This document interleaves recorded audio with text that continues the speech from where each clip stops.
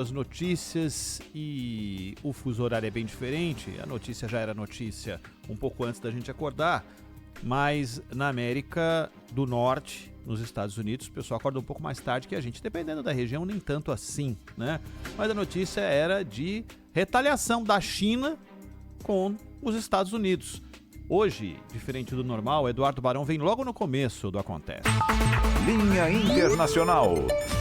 Diga lá, Barão. Olá, Ronaldi. Boa tarde para você, para todo mundo também aí no Brasil. Não demorou muito o contra-ataque de Pequim às ações do governo americano. Depois de Donald Trump impor taxas adicionais de 10% sobre artigos chineses, o país asiático retaliou com alíquotas de até 15% e classificação de empresas americanas como não confiáveis.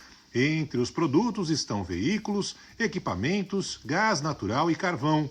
Além disso, Pequim disse que está investigando a gigante de tecnologia Google por quebra da lei antitrust e incluiu o grupo PVH Corp, proprietário de marcas como Tommy Hilfiger e Calvin Klein, numa lista de entidades não confiáveis. O país também informou que deverá recorrer à Organização Mundial do Comércio.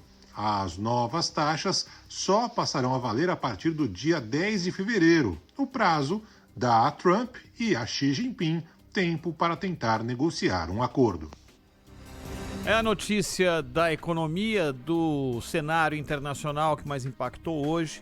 A China já tomou as providências que entende neste momento como as que deveria e que envolve tantos cenários da economia, da política, da geopolítica.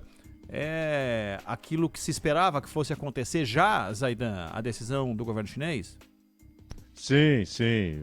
A mesma coisa aconteceu no primeiro mandato do Trump.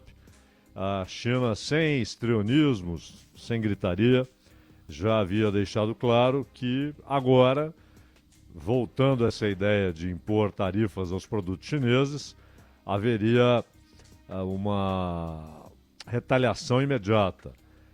O fato é que, no primeiro mandato do Trump, houve um acordo e a China concordou em aumentar as importações de produtos americanos, algo em torno ali de 200 bilhões de dólares adicionais. Só que aí veio a pandemia e tudo ficou inviabilizado.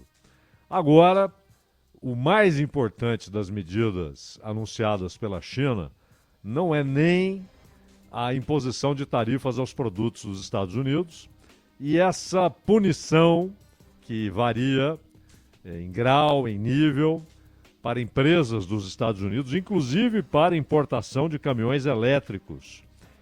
E quem vende caminhão elétrico na China é Elon Musk, por intermédio do Cybertruck.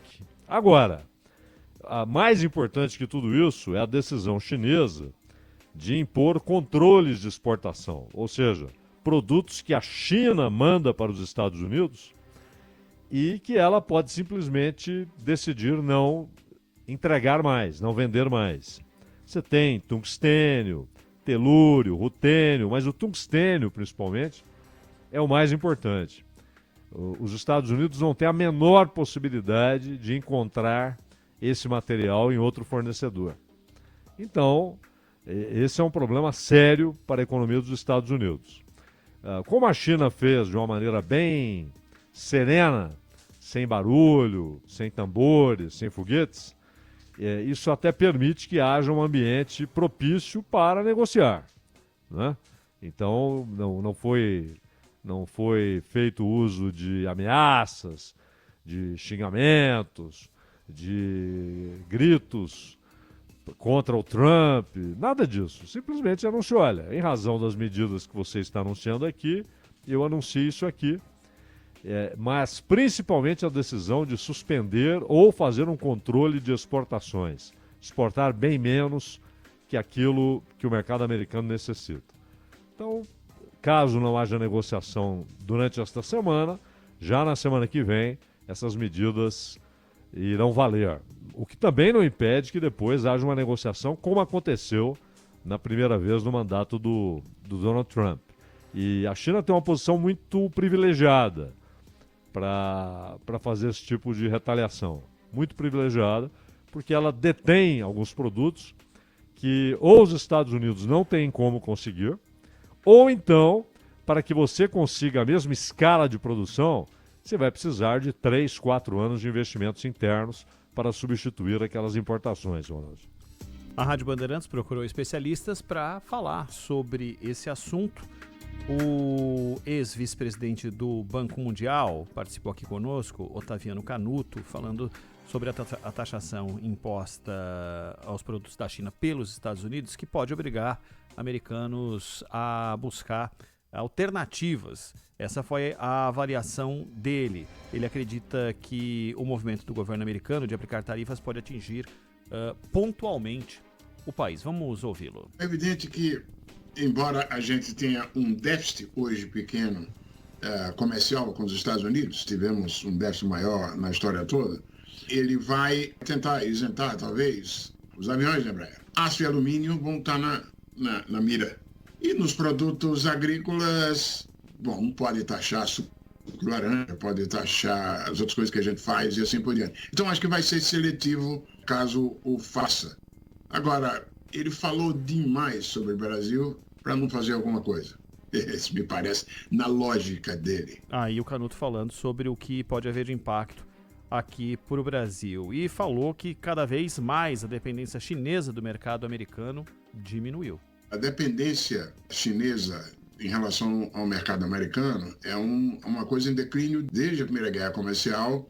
De certa maneira, a China começou o processo de deslocar o segmento final de cadeias de valor para os países conectores, não é? E dessa maneira perde um pouquinho, porque não deixa de exportar a coisa toda, mas através do Vietnã, através dos Méxicos, a China continua vendendo coisa para o mercado americano. Na avaliação do Otávio Canuto, do economista Otávio Canuto, o controle dos Estados Unidos sobre os outros países pode estar em jogo com o crescimento da China. A restrição de acesso à China da tecnologia dos semicondutores mais avançados deu essa mensagem clara. Olha, China, você se aproveitou, subiu na escada da renda e da tecnologia, bebendo da tecnologia existente, combinando com o seu esforço doméstico, mas bebendo do que existe. Agora, para você chegar no topo, vai ter que ir por si próprio. Se importa a preservação dos Estados Unidos, da sua posição, o seu capital político, o seu soft power, tem que oferecer coisas e não punir.